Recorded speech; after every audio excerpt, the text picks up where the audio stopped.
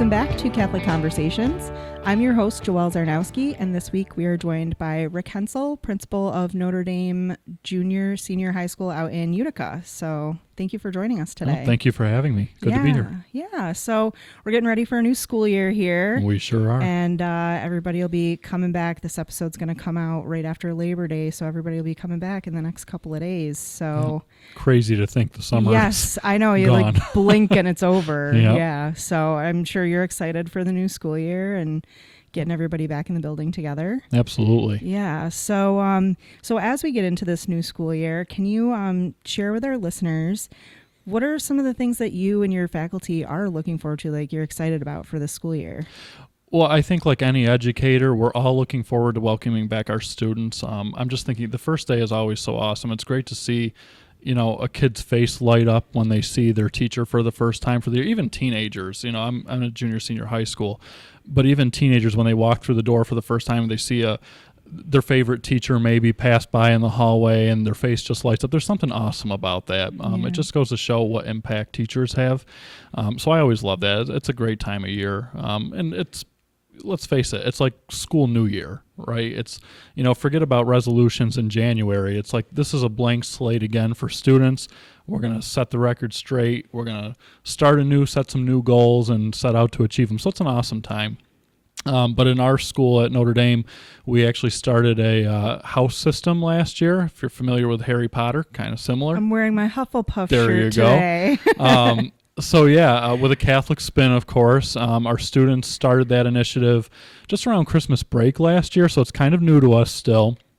But they really it took off. Yeah. The kids got excited about it. They named the houses. You know, we're Notre Dame, so our patroness is Our Lady, and each of the houses appropriately were named after Marian apparitions. Mm-hmm. So we have Fatima, Guadalupe, Knock, and Lourdes. Love that. And they designed house crests and everything. Wow. They've elected house leaders. But it was all kind of mid-year last year. Mm-hmm. So there wasn't exactly a framed out kind of goal for the year or how we were going to work it. Mm-hmm. So we're really excited to see where that's going to go this year. We actually in a week we're going to have a meeting with the house leaders that were elected and kind of try to plan that out for the year and see, you know, how can we spark some healthy competition with students. Yeah. So we're really excited about that. Yeah, that sounds really exciting. Something that gives them like ownership of their school in a way and, you know, keeps just them driven build some for their camaraderie. Yeah. You know, it's an awesome thing to see. So yeah, no, that's great.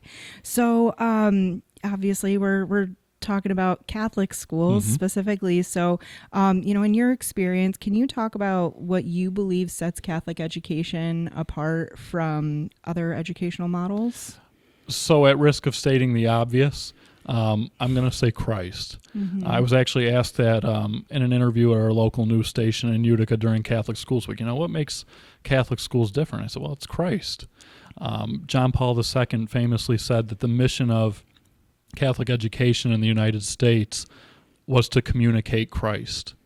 And I thought, what a powerful message that was and an important charge for Catholic educators. I think a lot of people make the mistake of seeing Catholic education as being divorced from the Catholic Church, but it's a ministry, a very important ministry of the Church, again, to communicate Christ. I mean, that's no small task. And so, you know, there are private schools everywhere, secular and, you know, whatever their mission may be.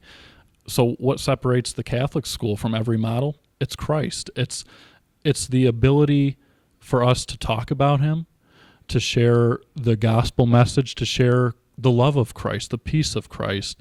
And I think that's such a beautiful thing to be able to say that you had a hand in journeying with someone in their faith. Mm-hmm. You know, think about how many kids the school is their only exposure to the church, especially this day and age. So it's very important ministry. And I think a lot of people kind of gloss over that fact or don't really absorb that fully.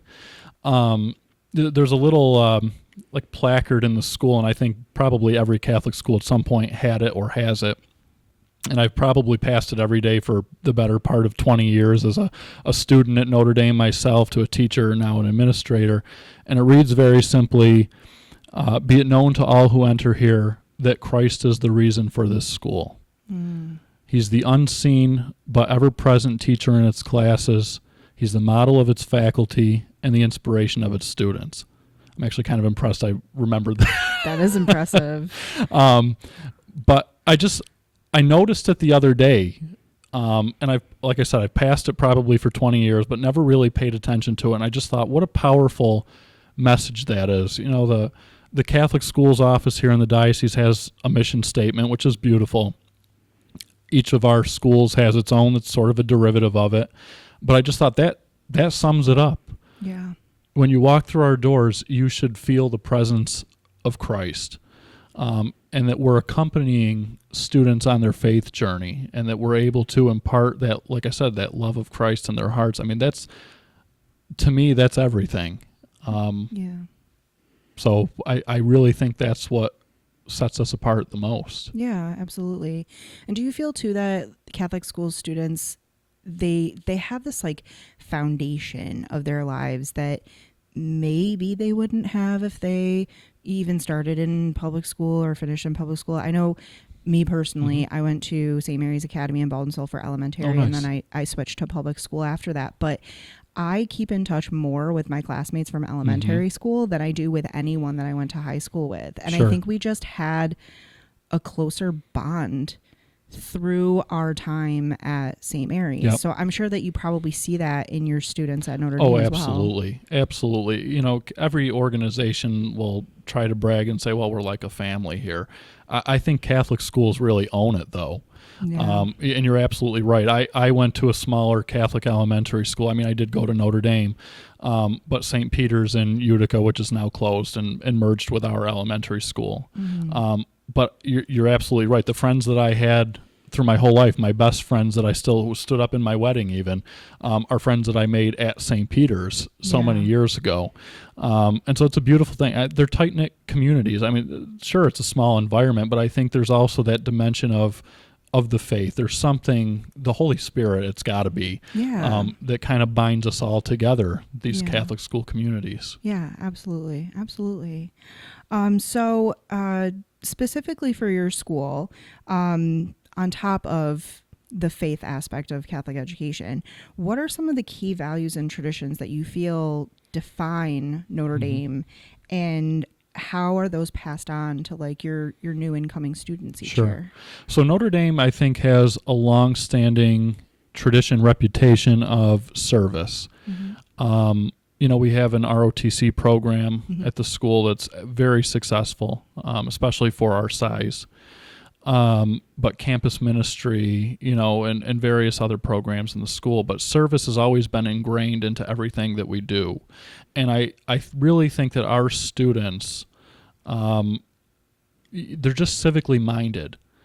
And I think that's something that with every passing year, you know, that kind of gets passed on from the older students, so to speak, to the younger as mentors, whether that be in programs that have sort of been modified over the years, whether it's Big Brothers, Big Sisters, or, you know, some other kind of student ambassadors program. But we've always had some monicum of that kind of program that exists. And so that connection, that intergenerational mentorship piece, I think, is so important, and it's a beautiful tradition that Notre Dame has always had.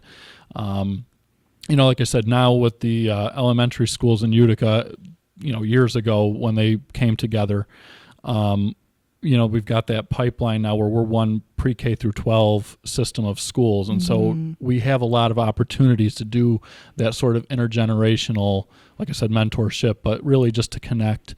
And it's so awesome. We were talking at this administrators conference over the last couple days, even with fellow principals, about how remarkable it is when older kids have an opportunity to work with the littles, you know, because they recognize something in themselves that maybe they wouldn't have seen otherwise. But, you know, when a little kid looks up to them, it makes them feel special too, to be like, wow, I've got this unique gift or this power to do good. So it's always awesome to see. So I think that's, you know, that commitment to service is something that Notre Dame has always held very closely, and it's awesome. It's great to see. Yeah. Oh, that's so wonderful. And it's so nice that you have that unique situation of the elementary school Yeah. and the high school being able to work together and, partnering with each other to Yeah. offer those experiences. Absolutely. So great. So we talked a little bit about how Catholic education is set apart from, other models of education. But as somebody who attended Catholic school, so in your experience, what impact do you feel Catholic education has on students as they, grow and turn into young adults who are heading out into the world? Well, that's a big one. I think, at least from my experience, Catholic schools impacted probably every facet of my life. I owe everything I am, besides to my parents, to the good work of the Catholic schools. And I think really the formation of conscience, of some kind of moral compass, I think that you don't necessarily get in public ed, that's present there as a huge piece of that. But also, again, the commitment to service, that value, that it's not just, what can be done for me, what can I do for other people? Yeah. And how do I use the gifts and talents that God has given me at the service of others, at the service of the church? I really think that that's the impact that Catholic schools have. I always say, locally anyway, that the graduates of Notre Dame, and we actually have sister schools that merged into us, many decades ago, St. Francis de Sales and Utica Catholic Academy, formerly. But I always say those graduates you see in our community as leaders. They're leaders in civic life. They're leaders in organizations locally or even statewide, nationwide. They're leaders in the church. And I really think, again, that's attributed to the Holy Spirit that's working within our Catholic schools, and that's forming good, conscionable leaders. Yeah. Yeah. I would have to say that when I graduated from high school, if somebody had told me you're going to end up working for the Catholic Church and you're going to work in communications and you're going to be helping to forward the mission of the church and share the good news, and I would have been like, haha, you're funny. Right. But Holy Spirit, ended up back working in my parish, which is linked to my elementary school. And then now I've ended up here, and I fully believe that all of that stems from the experience that I had in Catholic education, even though it wasn't, for my whole educational experience. I then ended up going to Le Moyne for my bachelor's degree. So, I'm a Le Moyne grad also. Yeah, go Dolphins. There you go. It kind of comes back around full circle. And my experience at Le Moyne was, very similar and very grounding and in my faith and being able to, look at me as a whole person and apply my faith to, what do I want to do in the world? What am I being called to? Right. And, I think it's great that so many kids do have the opportunity to experience this for their entire education, because, if they have the opportunity to go to elementary Catholic school and then high school and then even on to a Catholic college, they just have that consistency all the way throughout, which is great. And even if they don't end up at a Catholic college, we have so many colleges now that have Newman communities that, there is still an opportunity for them to be involved in their faith at their college. So I really love seeing how Catholic education really is. I think it might seem to some that it's, going away, schools are struggling. Well, yeah, but the schools are struggling. Even the public schools are struggling. Population is just decreasing. But I think that our Catholic schools are doing amazing work, and we're really seeing that in our students that are coming out of them. They really are. And the commitment of teachers in Catholic schools is unparalleled. Yes. You really have to love what you do to be in Catholic education. You do. You have to. Yeah. And it's just amazing what a world of difference it makes. I mean, it inspires graduates. I mean, we have several faculty across both of our campuses who are graduates of our schools. And I think that's really a testament to just how much of a difference it's made in our lives, speaking as an alum myself. You feel compelled to give back. Yeah. And it's a beautiful, beautiful blessing. Yeah, absolutely. So before we wrap up, do you have any message or encouragement that you would want to offer to parents and students as we enter into this new school year, teachers as well? Just anything that you want to share? Yeah, I mean, like I said before, a new year, new opportunities. I would encourage students, faculty, families, set some kind of goal for yourself this year. And don't measure it by, well, I did it or I didn't do it, but try to measure it with a growth mindset. Did I grow this year? Yeah. And whatever facet it is you're looking to grow, it could be an academic goal, struggling in math, right here. Mm-hmm. Maybe this year I'm going to set out to get more help in math, or I'm going to improve my math grade. Maybe it's spiritually. Maybe I haven't been to Mass in a long time. Make it a goal to go. Maybe I don't have a dedicated prayer life or a relationship with Christ personally.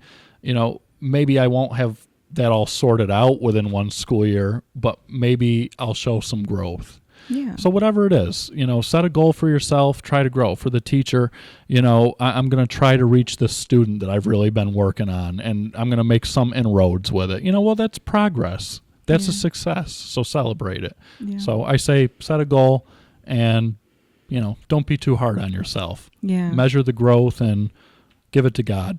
Yeah. I think everybody can benefit from that advice, actually. So definitely. Not just those going back to school, but all of us. Absolutely. Treat September as your new year. There you go. Just start it from now. Yeah, exactly. Yep. Well, thank you again for being here today. Oh, thank you. Good luck with this new school year. We'll be keeping all of you in our prayers as you Please do. start. So, yeah. And thanks to our listeners. We will see you next week.